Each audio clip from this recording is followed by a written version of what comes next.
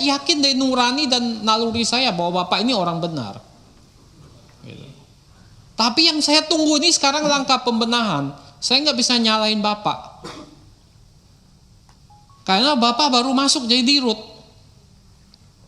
Tapi gebrakan Bapak ini ditunggu, Pak. Saya waktu pertama sudah ngomong, Bapak masuk sarang mafia. Pak, ini ruwet nih Pertamina. Betul ruwet ini. Banyak mafianya di dalam. Betul banyak mafianya di dalam. Dan akhirnya terbongkar kan sekarang. Pak. Nah ini tugas Bapak. Saya tunggu strategi pembenahannya Bapak. Apa strateginya? Ini yang belum Bapak paparkan ke kami. Nanti Bapak paparkan. Seperti apa sih? Apa Bapak hanya ganti pemain? Bersih-bersih, beres-beres. Ini yang kita tunggu. Bapak mau beresin apa enggak? Orang-orang Petrol ini yang mafia dulu ini mau diberesin enggak? Begitu. Atau setengah hati Bapak nggak bisa beresin. Buktinya kemarin Petra bubar, orangnya jadi dirut tuh. Pertamina Patraniaga. Nah ini masih ada nggak orang-orangnya? Saya dapat info dari orang dalam bahwa ada masih orang-orang Petra dulu di situ. Masih mau nggak Bapak beresin itu? Saya yakin Pak, ini sebenarnya nggak berhenti di sini. Dugaan saya di atasnya masih ada. Assalamualaikum warahmatullahi wabarakatuh. Shalom.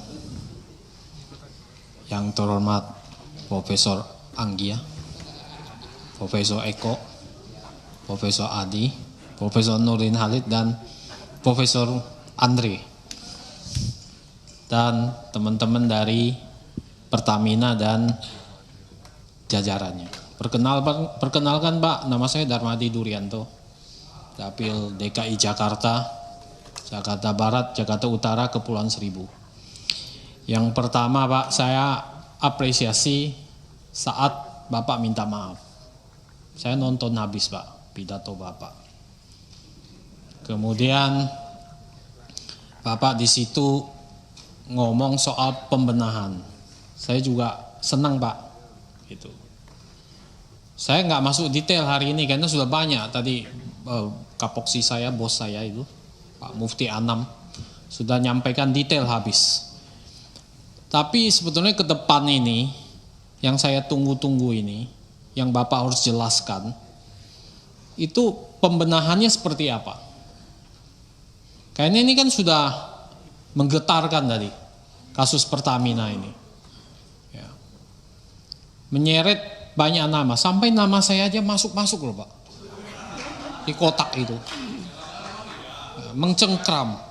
Pak, 10 tahun di DPR Pak, saya nggak pernah ke kantor Pertamina Pak. Tahu di mana saja lokasinya nggak tahu Pak. Ngajak di luar ketemu aja orang Pertamina nggak pernah Pak. Bisa dicek CCTV. Nggak pernah Pak. Yang saya tahu cuma Tio ini, Tio. Pak Tio. Sekper atau apa? Karena Korsek sering di DPR ini ketemu. Jadi tahu-tahu masuk tuh nama Pak. Ya. Ada gambarnya lagi ditaruh. Itu nggak tahu buzzer mana, buzzer Pertamina atau apa itu. Ya. Pakai peci. Hari pertama saya memang sudah ngomong pembentukan panja Pertamina di Kompas Live TV. Kenapa saya ngomong begitu Pak? Supaya Bapak diberi kesempatan untuk kasih keterangan sebenar-benarnya di DPR ini. Mari kita berantas. Gitu.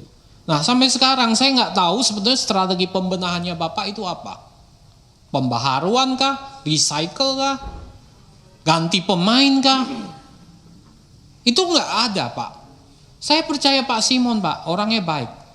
Simon tuh artinya suka mendengarkan. Ya, betul kan? Aloysius itu orang yang suka peduli dan kasih sayang. Simon Aloysius jelas. Pendengar yang penuh kasih sayang. Jadi orangnya, saya yakin dari nurani dan naluri saya bahwa Bapak ini orang benar. Gitu. Tapi yang saya tunggu ini sekarang langkah pembenahan. Saya nggak bisa nyalain Bapak. Karena Bapak baru masuk jadi dirut. Tapi gebrakan Bapak ini ditunggu, Pak. Saya waktu pertama sudah ngomong, Bapak masuk sarang mafia. Dulu setiap kali RDP Laker selalu saya serang tuh Riva soal mafia gas. Saya pertanyakan itu, Pak, di dalamnya mafia gas. Ini Bapak Ega ini. Ini penguasa gas. LPG 3 kilo. Khusus itu. Nah, saya selalu kritik Pak Riva. Maka hari pertama saya udah ngomong, Pak, ini ruwet nih Pertamina. Betul ruwet ini. Banyak mafianya di dalam. Betul banyak mafianya di dalam. Dan akhirnya terbongkar kan sekarang. Pak. Nah, ini tugas Bapak. Jadi tunggu strategi pembenahannya Bapak. Apa strateginya? Ini yang belum Bapak paparkan ke kami. Nanti Bapak paparkan. Seperti apa sih? Apa Bapak hanya ganti pemain? Bersih-bersih, beres-beres. Ini yang kita tunggu. Itu yang pertama, Pak. Yang kedua, saya minta Bapak memperhatikan minimal catatan komisaris utama. Yang lama. Yang viral. Yang puluhan juta orang nonton. Temannya Pak Andre. Itu temannya Pak Andre, Pak. Komut lama itu. Ya. Ya. Jadi banyak catatan situ yang saya yakin banyak kebenarannya di sana.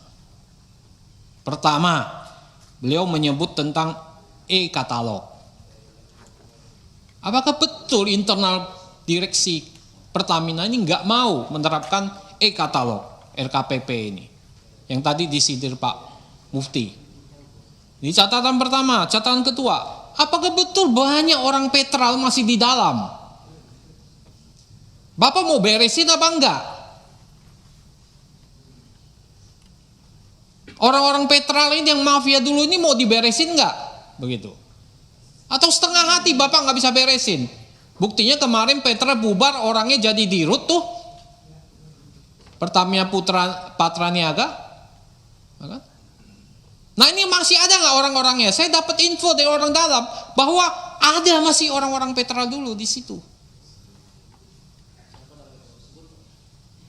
Masih mau nggak Bapak beresin itu? Saya yakin Pak, ini sebetulnya nggak berhenti di sini. Dugaan saya di atasnya masih ada. Dugaan saya nih, saya udah nangkep tuh. Ya, di atasnya masih ada itu. Oh, sekpernya udah. Nah, ini saya minta. Bapak ini sekarang orang tertinggi di Pertamina. Saya yakin dengan sepenuh hati Bapak bisa beresin. Lulusan Taruna Nusantara. Tegas. Tapi peduli dan kasih sayang. Pendengar yang baik, Simon. Aloysius, peduli dan kasih sayang. Wajah Bapak tuh memancarkan banyak kasih sayang, Pak. Saya senang dengan wajah Bapak. Jadi itu. Yang ketiga yang disebut pengadaan aditif, di situ juga ada mafia. Betul nggak ini? Melibatkan orang BPK. Ini kan cerita-cerita dari Komut temannya Andre ini. Yang harus Bapak klarifikasi ke dalam. Nah, itu catatan Pak BTP yang sudah viral kemana-mana. Yang ketiga adalah saya punya 5 poin Pak. Mohon jangan dipotong Pak. Soal tuntutan monopoli oleh KPPU. Nanti Bapak jawab. Karena non subsidi itu dimonopoli oleh Pertamina. Ya, melanggar pasal 17 Undang-Undang Praktik Monopoli dan Persaingan Usaha Tidak Sehat. Ini lagi jalan nih selidik. Apakah betul Pak?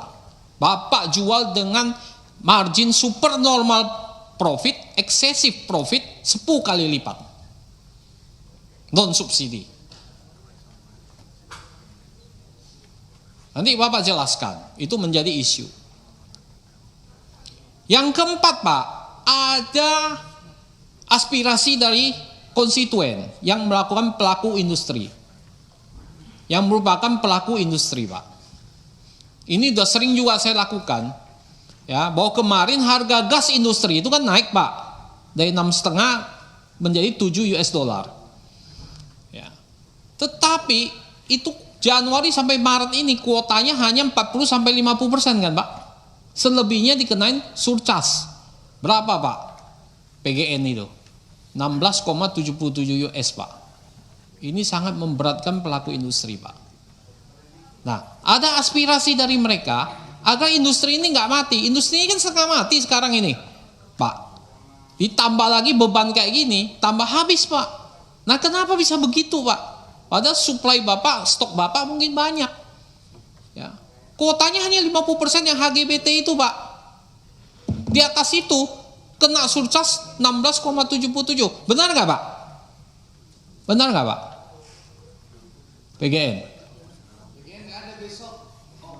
Ya nggak apa-apa, saya sampaikan di rootnya biar tahu gitu.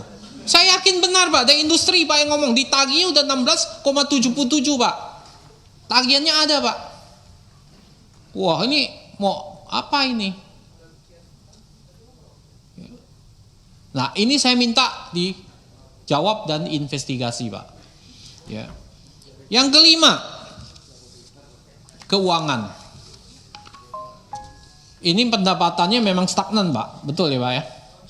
Tapi bagaimana dengan labanya Pak? Saya lihat, saya hanya dapat data dari media sampai Oktober 2024. Itu labanya 42,35 triliun dari media.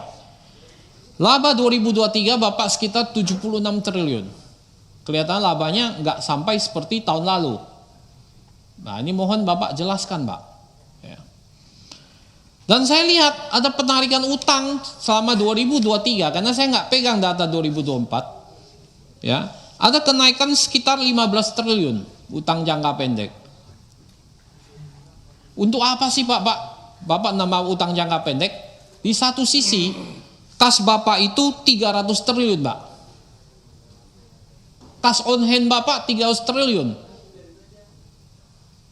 Tapi kenapa ada terjadi lonjakan hutang jangka pendek? Mohon nanti Pak Simon jelaskan. Untuk apa ini? Ya. Nah, itu saya pikir yang kelima. Ya. Oh ya, cukup. Terima kasih Bu Pimpinan.